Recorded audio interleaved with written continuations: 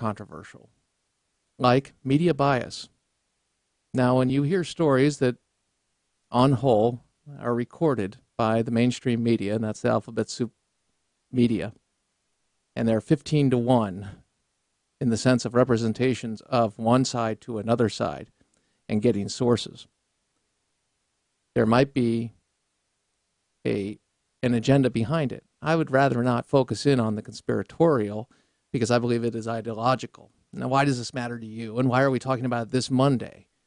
Because it's reached a threshold where we have reporters leaving major news organizations, not just in the case of Bernie Goldberg, but Sharyl Attkisson of Bernie Goldberg wrote the original book, arguably in the last 20 years, called Bias, on media bias. And he detailed these. And the reference material still applies today. It is updated, I'm sure, with his follow-up books, as well as the great work over at newsbusters.org or the Media Research Center. Now, you have Sharyl Attkisson of CBS News, and she's asked by the reporter Brian Stelter from CNN yesterday about what specifically she was leaving and how she's been treated by critics on the left of hers after leaving. In fact, here's the question. On the flip side, this is Brian Stelter, you've been treated harshly by some on the left who say you are on presenting a conservative bias. You have these dueling impressions of you. Is there truth to that? How do you feel when you heard that? Roll it. I do think that's, again, a campaign by those who really want to controversialize the reporting I do so that you won't listen to it, because if anybody took a few minutes really to do a Google search, you would see, the dozens and dozens of stories I've done that were, in many cases, complimented by liberal press and other liberals as being a really good story, and I have been criticized by the conservative side in the past. So I think it wouldn't take much for someone. That's what Media Matters is doing. Media Matters has been campaigning against you and saying you've been inaccurate in reporting. Is that what they're doing? They're just trying to controversialize the issue? Media Matters, as my understanding, is a far-left blog group that I think holds itself out to be sort of an independent media watchdog group. And yes, they clearly targeted me at some point. They used to work with me on stories or try to help me, produce my stories. And at some point, that's interesting. When I well, I think don't they call you? I mean, they call journalists and they try to provide. Right, they're always emailing things, making us right? Try to act outraged about something. And right. Okay, so she identifies Media Matters, which is supported by George Soros, a far-left guy. Now, let's get this clear. George Soros can spend that kind of money. Just understand there is a campaign of disinformation, misinformation being reported to distort things, the attempt to slant a story. Now you say, why would the left do this when they already own the networks? Look at the unemployment numbers, look at the labor force participation rate, look at education and the union's stranglehold over the labor cost there, how it's locked into both state and federal, and take a good look at pretty much every aspect of our federal government today in the form of policy, and I would say major aspect or major element or the pieces of that. You go national security, you've got a president who's not obviously advancing peace through strength. There are consequences to that now between isolationists and liberal modern day, not classical liberal, but in the sense of liberal policy. You see the consequences of that. It's failure, it's aggression. It yields aggression, it invites aggression, and that's what we have, more and more of that. We're going to talk to David Gartenstein-Ross about that later on in the hour. Now, follow me here real quick. Economics.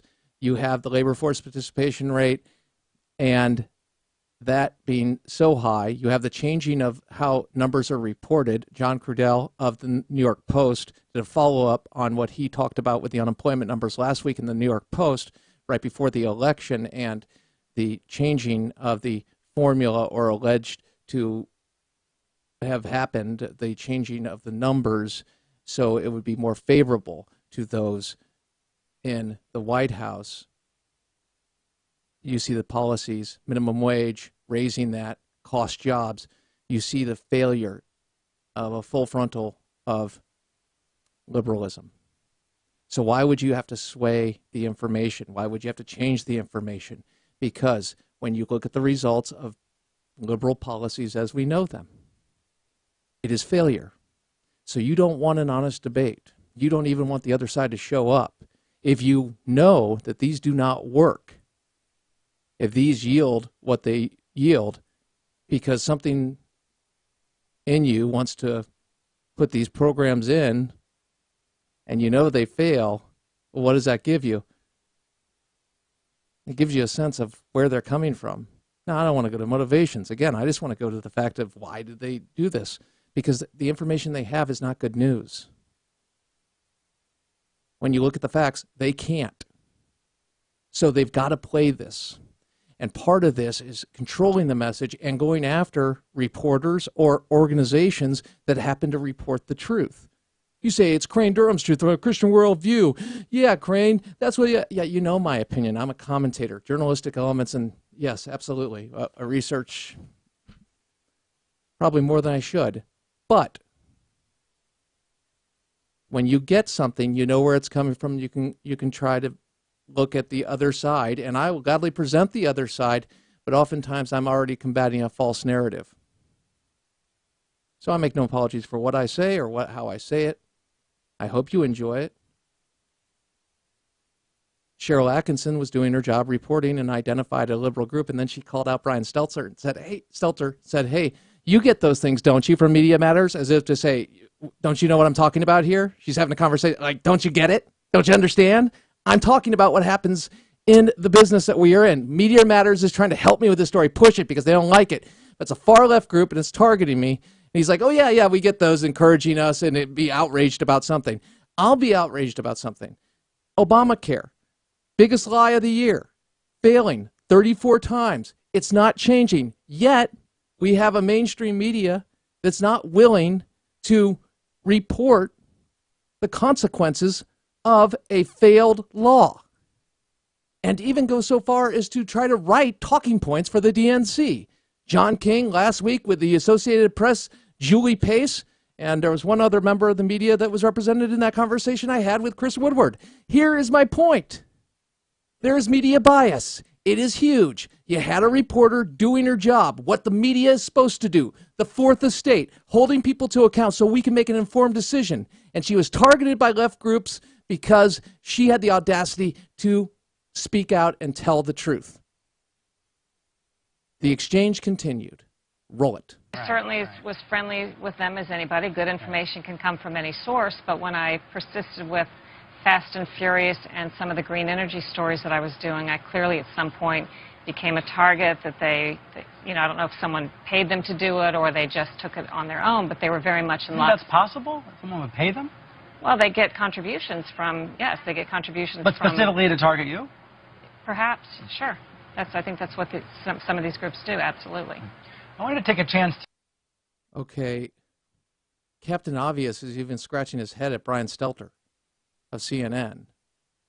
Really? You think that happens? Really? Really? You think that happens? You? I mean, they are funded. It's a George Soros group. But go discover the networks. Front Page Mag. I know it's conservative. It's right wing.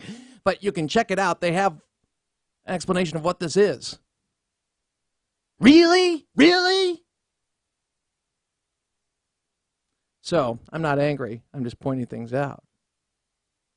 I'll point out the fact that God knows you. God loves you. He created you, and you're worth it. I'm also going to have a poem a little later on in the broadcast for you. But back to the conversation that we've been having, which is about media bias. Does this trouble you? Jay Carney, toughest interview for President Obama? Roll it. I remember we had some discussion during 2012 about, well, is it appropriate for the president, who's sitting president and candidate, to give interviews to Jon Stewart and others? And the answer was yes, again, because young voters that we were trying to reach are more likely to watch The Daily Show than some other news shows. But also, I think if you look back at 2012 and the series of interviews the sitting president of the United States gave, probably the toughest interview he had was with Jon Stewart. probably the most substantive, challenging interview Barack Obama had in the election year was with the anchor of The Daily Show. Let me ask you, do you think Bret Baier could have given a substantive interview? I thought it was quite substantive because Bret Baier was challenging the assertions and questioning what President Obama said way back when, before Obamacare, talking about the consequences of the law and saying these are real people, Mr. President, looking at the record. I thought he had some pretty tough interviews, even though they were limited, with local broadcasters. But here's what we should all be upset about as Americans. No hyphens. Don't play that game. As Americans, we should be upset with the fact that we have a comedian who has a left-wing, far-left idea. Can be funny at times, no doubt. Not questioning his intellect. I'm not going to get caught up and sweat the small stuff. Yeah, he's a smart guy, no doubt. He can be entertaining. Yes, he can. Oftentimes I disagree with him. But the bottom line is, he's not going to do the follow-through that we need from the press when it comes to saying, hey, Mr. President, you just ripped all the Republicans about not having a plan, but they've had plans. They've had plans since 2007. You can go to Forbes.com and you can check out Ulrich Roy's information on each and individual plan and how they wanted to work with Obamacare or have put forth things to work with Obamacare, though they want to repeal it absolutely to make things better, augment, and change things. You can look at that. If it's working so well, Mr. President, how is it that Obamacare still needs the employer mandate delayed? Why is that? You see, these are not really tough questions. It doesn't take a Rip and Einstein to understand, hey, it's not too hard to expose the absolute failure of Obamacare, or for that matter, the economic policies through the energy program that we are now seeing, once again, are going to have consequences. And now we have a split between constituencies that the president represents. What do you mean? He represents the American people. Yeah, we'll take a good look at that on the flip side, and we'll take a good look at the Keystone Pipeline decision and Jay Carney's response to Democratic criticism that Jonathan Karl had the audacity to report on today. Democratic senators ripping the Keystone Pipeline delay, and Carney swinging back. What did he say? Find out. Also, find out what a doctor had to say about Obamacare. It's interesting because the doctor said something about the enrollment that really may shock you. Absolutely shock you. So that's ahead. Oh, and I will cover a part of the Bundy story and bring up a strategy that Major Garrett brought up in an article in 2012 and revisited last week that explains why we get caught up talking about the war on women and pay gaps. That's all revealed next. Crane Durham's Up There But Truth, AFR Talk.